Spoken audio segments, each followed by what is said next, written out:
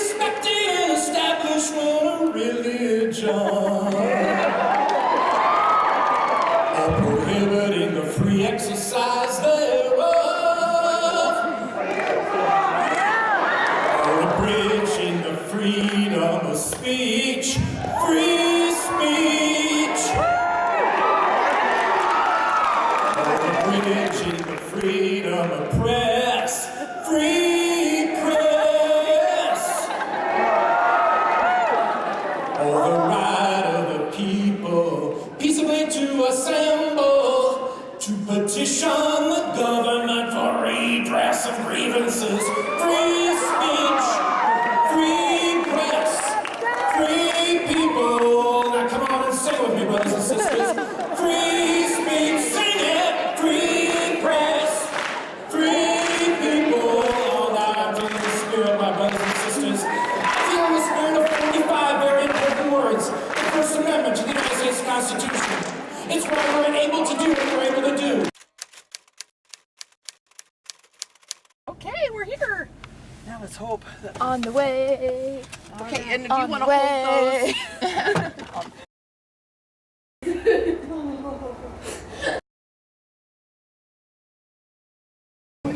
Yeah. Say hi. Hi.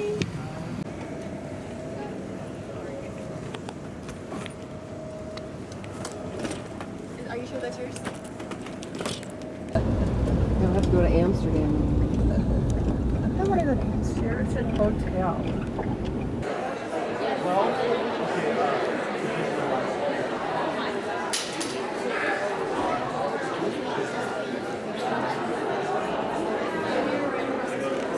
It is my pleasure to welcome you to the National High School Journalism Convention.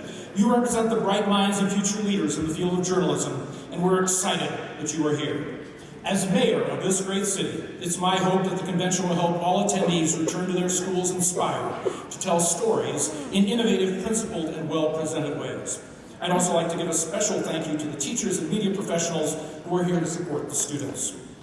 They're learning to be trusted custodians of our First Amendment rights, and I commend all participants on the work you're doing to prepare the next generation to thoughtfully report on the stories, images, and ideas of their communities. Best wishes for an enjoyable and informative convention. Respectfully, Michael B. Hancock, Mayor of Denver. Thank you, Mayor Hancock. Okay, you can still have them. First, let's get your press pass taken, and then in the design lounge.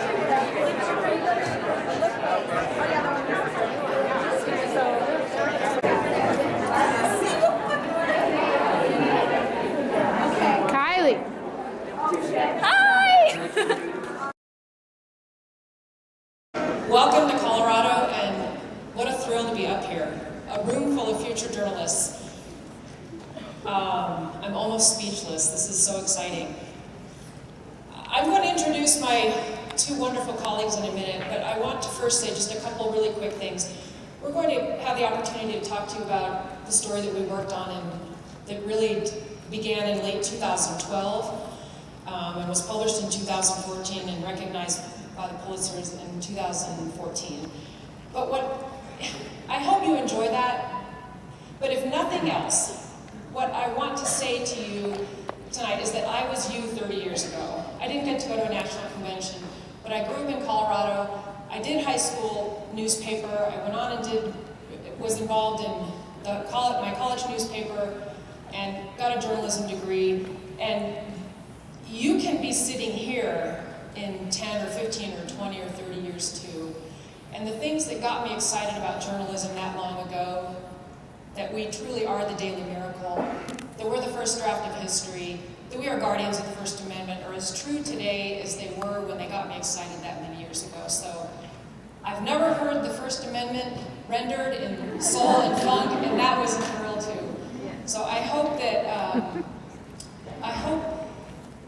you walk away with that feeling, if nothing else, and I'm happy to stick around afterward and talk about journalism, as I think Dave and Michael are too. So I'm going to introduce Michael Siaglo. He's a photographer at the Gazette, and he's going to talk to you about the photo part of this and tell you more about himself. And Dave Phillips, who, as you heard in the intro, is now with the New York Times, and It's very exciting, but we miss him at the Gazette too.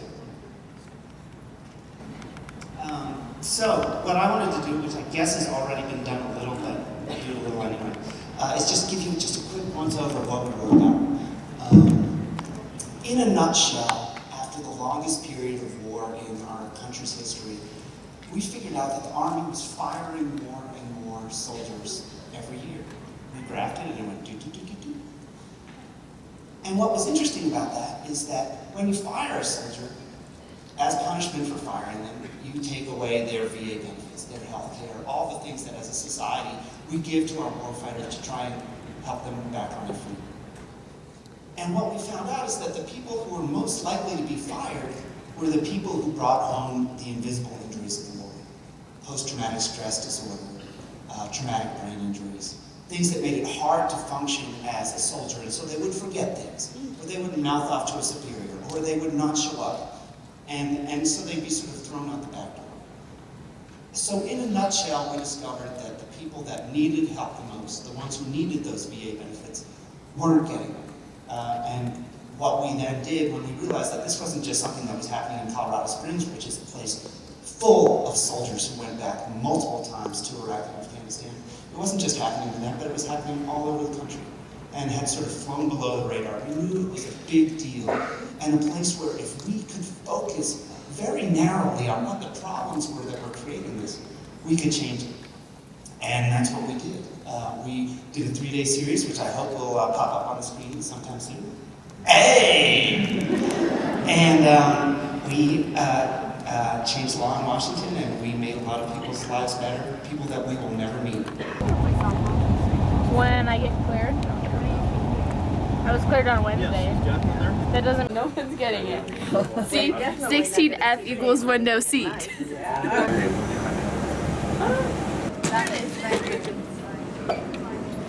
Did you find yours?